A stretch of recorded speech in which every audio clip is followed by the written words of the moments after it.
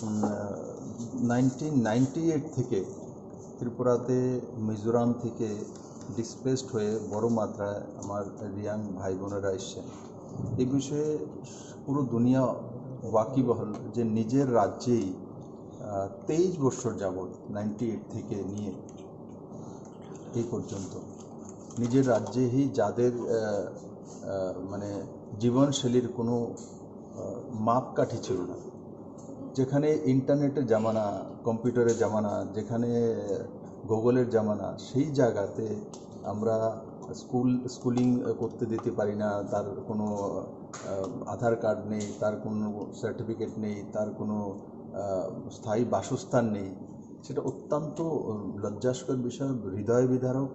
মাননীয় প্রধানমন্ত্রী এবং মাননীয় গৃহমন্ত্রীজিকে আমি হৃদয় থেকে ধন্যবাদ জানাই, যারা মানবিক এবং সেই দিশাতে যেটা 23 বছর যাবৎ হয়নি, সেটা মাননীয় প্রধানমন্ত্রীজি এবং গৃহমন্ত্রীজির মার্গদর্শনে এবং তাদের ইচ্ছাশক্তিতে এবং ওনাদের আশীর্বাদে সেটা সক্ষম হয়েছে।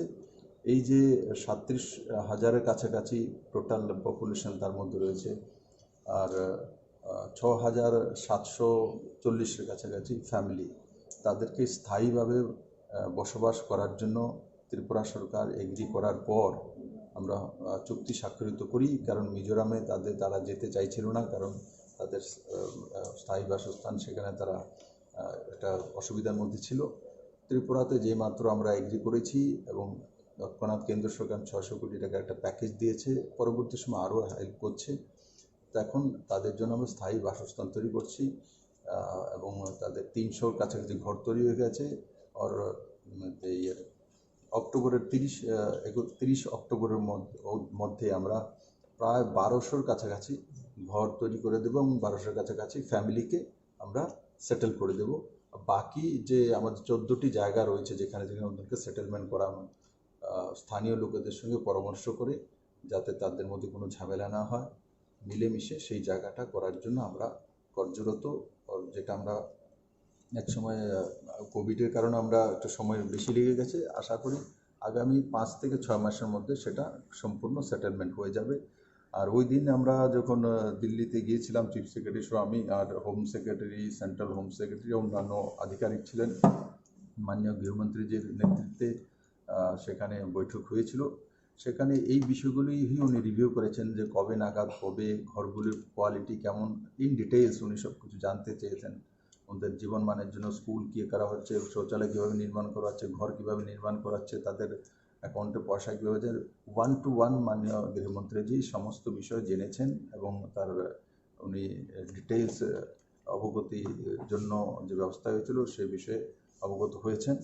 এবং পরবর্তী সময়ে একটা বিষয় এসেছিল যে তাদেরকে 2 বছর যাবৎ সেটেলমেন্ট হওয়ার পর 5,000 টাকা প্রতি মাসে প্রতি পরিবারকে দেওয়া হবে।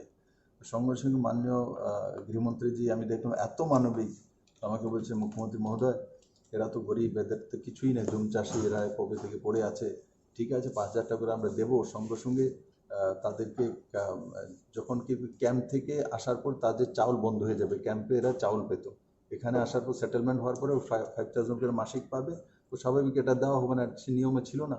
কিন্তু সঙ্গে সঙ্গে মাননীয় গৃহমন্ত্রীজি বললেন, যেই মাত্র অফিসারদের কাছ থেকে শুনলেন যে ক্যাম্প থেকে আসার পর তার রেশন বন্ধ হয়ে যাবে, তো বললেন না, তাদের রেশন বন্ধ না করা, তাদেরকে 2 টাকার চাউল, যেটা মানে অন্তোদয় পরিবার থেকে দেওয়া হয় বা বিপিএল থেকে দেওয়া, সেই দিশাতে সমস্ত যাতে কার্ড তাদেরকে এই যে 37,000 কাছাকাছি পপুলেশন রয়েছে এবং 6,700-এর উপরে পরিবার রয়েছে, সমস্ত পরিবারের জন্য কেন্দ্র সরকারকে নির্দেশিত করেছেন যে এখানে তাদের বিপিএল বা অন্তোদয় কার্ডের ব্যবস্থা, যেটাতে 2 টাকা করে চাউল এরা পেতে পারে তাদের পরিবার, সে ব্যবস্থা করার জন্য। সেটা অত্যন্ত মানবিক। আমি মাননীয় গৃহমন্ত্রীর দিকে ইমোশনাল হয়ে তাকিয়েছিলাম যে মাননীয় গৃহমন্ত্রী কতটা মানবিক ত্রিপুরার জনজাতির প্রতি, ত্রিপুরার প্রতি। বিশেষ করে ত্রিপুরার কোনো সমস্যা আসলেই আমি যে কোনো সময় দেখেছি মাননীয় প্রধানমন্ত্রী বা গৃহমন্ত্রীকে যখন বলি ত্রিপুরার বিষয়ে, আর ওনারা এই কোভিডের মধ্যে আর্থিক স্থিতি কতটা কি আপনারা সবাই জানেন, কিন্তু যখনই ত্রিপুরার জন্য কোনো কিছু চেয়েছি উনি দিয়েছেন। এবার তো সেটা আমি চাইনি, নিজের কাছ থেকে উনি সেটা ঘোষণা করেছেন। আমি তার জন্য মাননীয় গৃহমন্ত্রীজিকে ত্রিপুরাবাসীর পক্ষ থেকে এবং আমাদের রিয়াং ভাইদের পক্ষ থেকে অনেক অনেক ধন্যবাদ জানাই যে আপনাদের যে শুভ মানসিকতা এবং সকারাত্মক মানসিকতা, সেটা নিশ্চিত ত্রিপুরা মানুষের এক নতুন সুন্দর জীবনের জন্য আশীর্বাদ হয়ে থাকবে। Thank you. ঠিক আছে।